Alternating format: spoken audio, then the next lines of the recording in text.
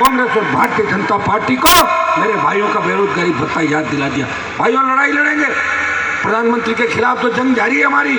तीनों कृषि बिल जब तक वापस नहीं हो जाते हम संघर्ष करते रहेंगे, लेकिन राजस्थान की सरकार के खिलाफ भी, उनको भी चैन से नहीं बैठने देंगे। इस आठ के अंदर जो वादा किया था संपूर्ण कर्ज माफी का, मुफ्त बिजली, टोल मुक्त राजस्थान, बेरोजगारी भत्ता, इसको लेके भी जोधपुर से बड़ी लड़ाई की शुरुआत करेंगे और पहली संख्या 5 लाख को पार करेगी। ऐसा जोश और जज्बा राजस्थान के किसान के बेटों के अंदर दिखाई दे रहा है और मुझे पूरा भरोसा है कि नागौर ही नहीं, राजस्थान के किसान के बेटे बेटियां हनुमान बेनीवाल पे भरोसा करते हैं। एक व्यक्ति जन सुनवाई करता है, चाहे मंत्री हो, मुख्यमंत्री हो या MP हो, तो 1 दिन या 2 दिन जन सुनवाई करता है। 24 घंटे, रात के 2 बजे, रात के 3 बजे और तड़के 5 बजे तक। ये रात को मेरे साथी थे सीकर के अंदर। भाइयों, पूरी रात इस राजस्थान के प्रत्येक गांव डाणी जाके मेरे भाइयों को संगठित करने का काम किया। धौलपुर से लेके बाड़मेर और डूंगरपुर से लेके गंगानगर तक वीर तेजाजी महाराज के जयकारे के साथ किसान के बेटों को एक किया। उसका परिणाम इस बार आया।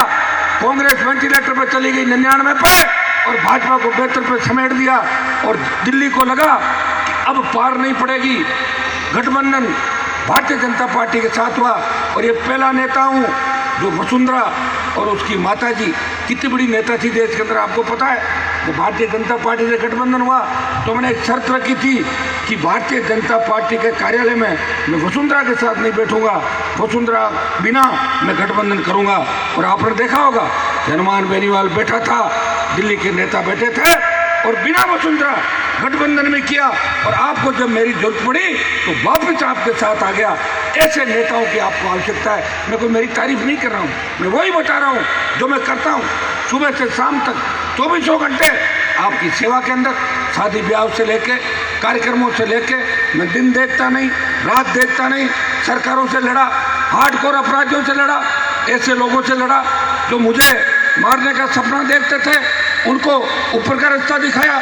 अभी तो भाइयों सरकार के अंदर नहीं हूँ और जिस दिन सरकार के नज़दीक बैठ गया उस दिन आराम से फुटबॉल खेलना। इच्छा हो जाए कि गोल जैसलमेर के किले में करेंगे तो किक जैसलमेर के किले की तरफ मार देना, और मन हो जाए कि वसुंधरा के महल में करेंगे। वो महल तो वैसे ही जाटों का ही है, क्योंकि जाटों ने तो वसुंधरा को शादी करके जाट ही तो लाए थे। हाँ, ये जरूर है कि उसको बाद में छोड़ दिया बेचारे को, दर दर की ठोकरें खराब हो। तो ये वसुंधरा राजे की कहानी आप सब जानते हो, जो रोज़ की अपनी बातें आपने कही है, मेरे भाषण सुने होंगे। अब लंबी चौड़ी राजनीतिक बात नहीं करूँगा क्योंकि कई लोग पूरी बात को समझ नहीं पा रहे, अंदर ही अंदर उससे घुटन में शूट कर रहे होंगे। तो भाइयों, मैं तो एक आपको विश्वास दिलाता हूँ कि मैं जिस दिन खियूसर के अंदर विधायक बना, जो वादे मैंने किए पूरा करने का प्रयास किया। सत्ता में नहीं रहा, सत्ता के खिलाफ लड़ता रहा। कॉलेज खुला, पंचायत समिति खुली और जिस कुचेरा से राजस्थान की राजनीति चलती थी उस कुचेरा में भी कॉलेज हनुमान बेनीवाल के प्रयास से खुला। अखबार में ऐड देने से नहीं होता, अखबार में ऐड देके नाम छपा लो। तो पहले कहाँ गए थे? 70 साल यही था ना, कुचेरा नाम रख लेते। जिले का किसने मना किया था? भाई आप तो दिल्ली से लेके और राजस्थान तक आपके ही हाथ में ताकत थी, हमारे हाथ में तो कभी ताकत आई नहीं। हम तो अब आए और अब जब आए तो पूरा देश इस नागौर की ओर देख रहा है। ये सोशल मीडिया का ज़माना है। पहले के ज़माने में तो लोग कहते थे तो क्या बाबू लोकसभा में कुर्सी फेंकी, कुर्सियाँ तो बिल्डिंग होती है, तो फेंक सकता है क्या उठा के? कुर्सियाँ तो मैंने ही फेंकी। 5 बार राजस्थान की विधानसभा में निलंबित हुआ, ये रिकॉर्ड भी हनुमान बेनीवाल के नाम है।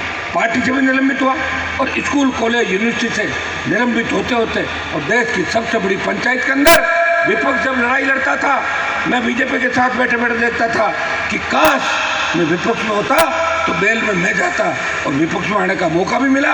और लड़ाई भी हनुमान बेनीवाल किसानों के लिए लोकसभा के अंदर मजबूती से लड़ रहा है। ये रोज़ आप टेलीविज़न के माध्यम से देखते हो, सोशल मीडिया के माध्यम से देखते हो। मैं इतना ही आह्वान आपको करूँगा, आप सबको संगठित रहना है। चुनाव की बात चुनाव तक रखनी है। मैं तो किसी तरह की कोई बात भी नहीं करता। मेरी तो खुद की अलग पार्टी बनाई मैंने, क्योंकि मैं किसी के अंडर में काम नहीं कर सकता। मैं ऐसा आदमी हूँ जहाँ मुझे लगे कि मुझे लाइन में खड़ा रहना पड़ता है, वहाँ मैं नहीं रह सकता। मैं आपके मान और सम्मान की लड़ाई लड़ रहा हूँ भाइयों। जो बात यहाँ कहूँगा यही लोकसभा में कहूँगा, यही बात विधानसभा के अंदर कहूँगा। और ये मेरे संघर्ष का ही परिणाम है, वीर तेजाजी महाराज की कृपा का ही परिणाम है।